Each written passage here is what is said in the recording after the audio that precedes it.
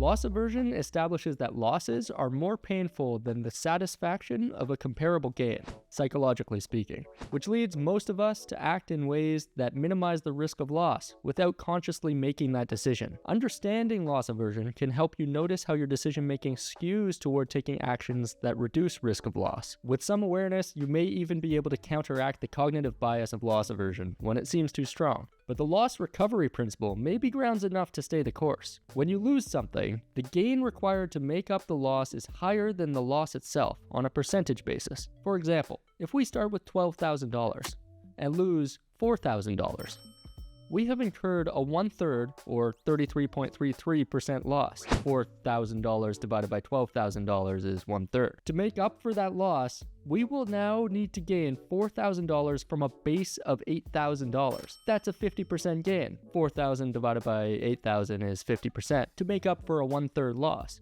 So, although behavioral economists have shown that we humans tend to have a bias toward loss aversion, which we ought to be aware of and mindful of, the loss recovery principle should help you maintain a healthy, real fear of loss. Here are some more examples to help illustrate the point and to form a basis for understanding the gains required to make up for losses. A 5% loss requires a 5.26% gain to make up the loss.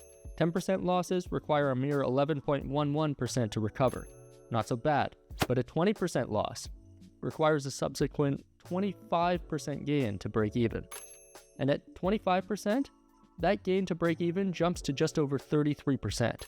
At a 40% loss, we're talking about a 2/3 gain, 66.67%. And at a 50%, a doubling is required to break even. That's a 100% gain.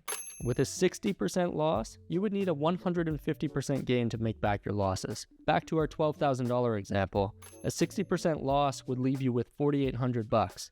That $4,800 would have to increase 1.5 times to recover the loss. A 75% loss requires a 300% gain. That means you have to quadruple what you've got left to make up for a 75% loss. Let's keep going. An 80% loss requires a 400% gain. And at 90%, that gain would need to be 900%. At 95%, 1900%.